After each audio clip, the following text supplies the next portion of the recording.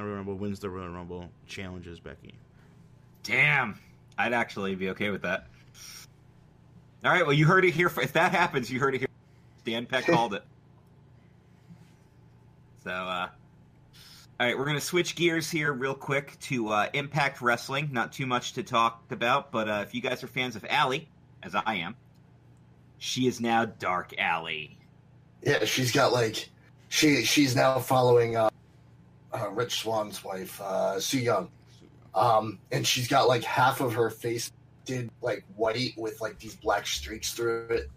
Character is really freaking cool. She's a Dark Alley at night. I am very much supporting this. Airheaded, can't do anything, bubbly Allie that she was for, like, the last 5 years in Impact. Little tip to everybody out there. If you decide to Google Dark Alley, first of all, it's going to give you pictures of actual Dark Alley. So you have to switch to specify ALLIE. Also, make sure your safe search is turned on or you're not doing it at work. I'm going to tell you that right because now. You're probably going to come across some pretty interesting I want to see stuff. Dark Alley in a Dark Alley. I'm looking at a lot of Dark Alleys right now. And I'm looking at a lot of alleys with in them. So, well, may I advise you turn on safe search or not do this at work. You're going to get something. And you guys know that guy Brian Cage? Yeah, you know how he had machine. You know how Melissa Santos had his kid? Who's a baby machine? Well, he finally proposed during a match. Yeah, it's about damn time. He took the Joey Ryan playbook and did a pose. And of course she said yes. Well, she better. She birthed his kid. That'd be messed up if she didn't. Well, hey, you never know. Her and Phoenix might be doing. Yeah, they could be. He is Dark Phoenix. He is the Dark Phoenix. All right. February is high stakes for Rev Pro. The main event has been booked, and the show's already sold out. So if you want to go live, sorry, you ain't going. Will Ospreay versus Pac, the former Neville. Freaking awesome. Oh, it's going to be amazing. There's going to be a lot of flippies and floppies. And Pac won the Open the Dream Gate title at Dragon Gate. Yep. He got his shot he won his shot last month, and he officially won the match this past weekend. He is so jacked right now. It's kind of gross. It is gross. Well, the thing is that picture that they posted of him didn't do it. Like, it made him look a lot worse than he is. When you see him not posed for that picture, he actually looks relatively normal. He's just jacked as fuck. But he doesn't look like well, in the pictures, he's actually got like the flex and the dehydration thing going. Yeah, so. He doesn't look like he's a muscle skeleton. Because he looks like he's like gonna die of dehydration and not having eaten. So like you look at him, like if you go and find that match, for example, he actually looks like he's in good shape. Well, y'all just keep tuning in because we follow Pac's career because we're all Pac fans here. All he could do for a year was work out and fuck. Basically. Here's something interesting that happened. Ken Shamrock made a return to the ring. Yeah, he's 55 years old. Yeah, but he can still go. And apparently he's in really good shape. Well, he won the BCW tag titles with Carlo Cannon. Yeah, Carlo Cannon is a young kid, and Shamrock is old. The picture of the two of them each other. Wow. Now, if I Google this, hopefully safe search is affected. I assume you won't find anything offensive. We'll see. This is the internet. I mean, it's not like you're going to find Ryan Shamrock. I could if I wanted to. See, I don't actually know what Carlo Cannon looks like, so I actually have to Google this person. Oh, wow, he is a young kid. Holy crap. got a mohawk. Yeah, he's probably in his. I would. Oh, he works MCW. I could probably go see him.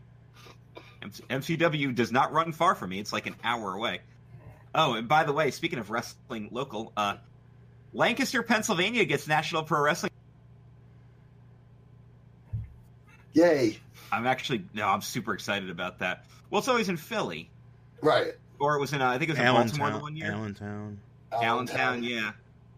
They're doing Lancaster for the first time ever, and they're doing it. So, I will be there. Cool. Carlo Cash Money Cannon debuted in 2004, trained by Lance Storm, so that explains why he's good.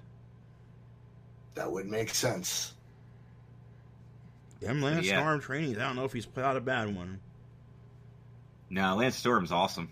And his training school is awesome, too. Have you seen the pictures of it? No. It's really nice looking. All right. We do have some World Tag League updates for you. We do have the finalists, and the Wrestle Kingdom match is set. It is. Now, we won't spoil it for anybody who hasn't seen yet. So if you would like to know who's in there, you can send Glenn a private message, and he will tell you. Or you can just go to the internet. You can go to the internet and look it up. But we're not going to spoil it, because I know Dan hasn't. And actually plan on watching it, so. But yeah, basically, I'll just give you this. You had 2 teams finish with 20 points, which means I believe each one only lost 3 matches. 10-3.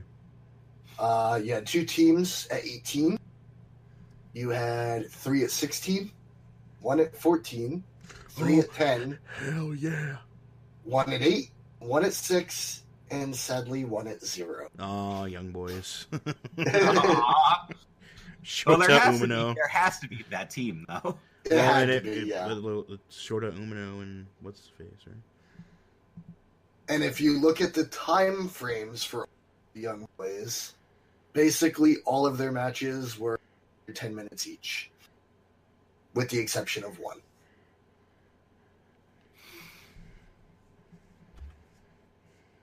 Well, but yeah, overall, I'll give Tag League a very positive. And you should be watching New Japan. And I'm looking forward to the Wrestle Kingdom match. Because I'm looking forward to Wrestle Kingdom. Because I have a feeling of which direction it's going to go. That tonight's going to be a good night. Wrestle Kingdom. A Show of the Year candidate with several Match of the Year candidates only 4 days into the year. Speaking of, Fabe's coming up soon. Our year-end awards, so get ready. Yeah, like we might in there. If we were going to give you 2 weeks to vote, that starts next weekend. Yep. And of course, the XFL made it official. The 8 cities have been announced. Los Angeles, Washington, D.C., Tampa Bay, St. Louis, New York City, Dallas, and Houston. They all have NFL teams. And Seattle. The 8 official cities. So, XFL, yes, you did not dream that. That is actually a thing that is going to happen. Again. Legit. But they've at least done their homework this time and waited 2 years before they're going to do it. It should be better this time around. Should be. But is the real problem going to be a problem again? AKA, the NFL says if you advertise with them, you can't advertise with us. Yeah, because that's what really did it. Because even though their ratings went down, they were still okay for cable. Yeah. But it was NFL telling all those advertising companies that, nope, you won't get our money if you take their money. Yep. All right. So we're going to move on to our show segments now. But did anybody have the answer to the question? Who outside the original 6 originators of TLC has been in the most TLC matches? Nobody has answered, and I had to look this up, so the I did not know. Is 2 people that have both been in 4 times. One I probably could have guessed. The other one I would not have actually guessed. I wouldn't have guessed either, to be honest. And they are Dean Ambrose and Kane. Yeah. Kane, I might have been able to figure out, but not Ambrose. I had no idea he's already competed in. Because I actually remember Kane being in TLC matches. I remember Kane being in 2, specifically. One was really good, but then was followed by Katie Vick immediately after the match was over. Yeah. And the other one had Goldberg in it. So that explains everything right there. Yeah. Yeah. Oh, yeah. F. So, yes, if you got the trivia question, great. If you didn't, well, get good. If you didn't, it's been nearly an hour since I asked the question. You didn't use Wikipedia? You didn't Google it? Jeez. Unbelievable, people. All right, so I want to give a shout out to our Patreons. We do have a Patreon page. You see here in the right there on the show, the little picture on the show. If you're listening on Spotify, it's patreon.com/Club Kayfabe. And we want to give a shout out to Glenn Kukan, our co-host here, for being our top patron. Andrew Whitaker out in California, thank you. And Jeff Trelowitz up in Connecticut, thank you as well. Shout out to Jay Winger, who gets the Positivity Zone segment with his $10 tier. He gets to choose his own segment. And we're going to talk about something that Glenn is a very, very big fan of. Actually, this ties into what you said earlier. You're a PC gamer. Yeah, I'm a PC gamer. So the majority of the games I play, but not a PC gamer, are open world RPGs and online games. So I'm a big World of Warcraft player myself. I also love Diablo, and I like the things that are, you can go around and explore it, do basically whatever the hell you want. However, they come with both positives and negatives. Positives being things like I can do shit on my own and not be bothered with dealing with other people. Right. And for the most part, it passes time and keeps me kind of level. Keeps you sane, right? It's just one of those things. Like it helps. So like yesterday, for example, after my surgery, I just kind of came into my office and I fished for a little while because it was just something I could do one-handed.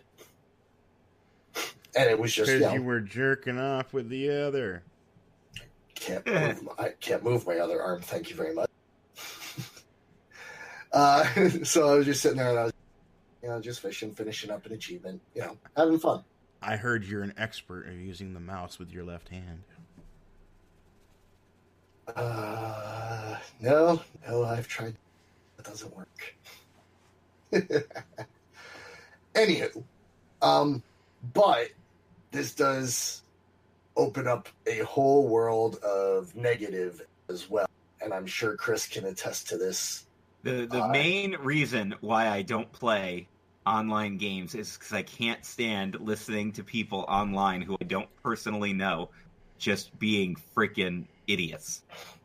Drives me up the wall. The communities for some of these are outlandishly bad. Like anything ever released by Rockstar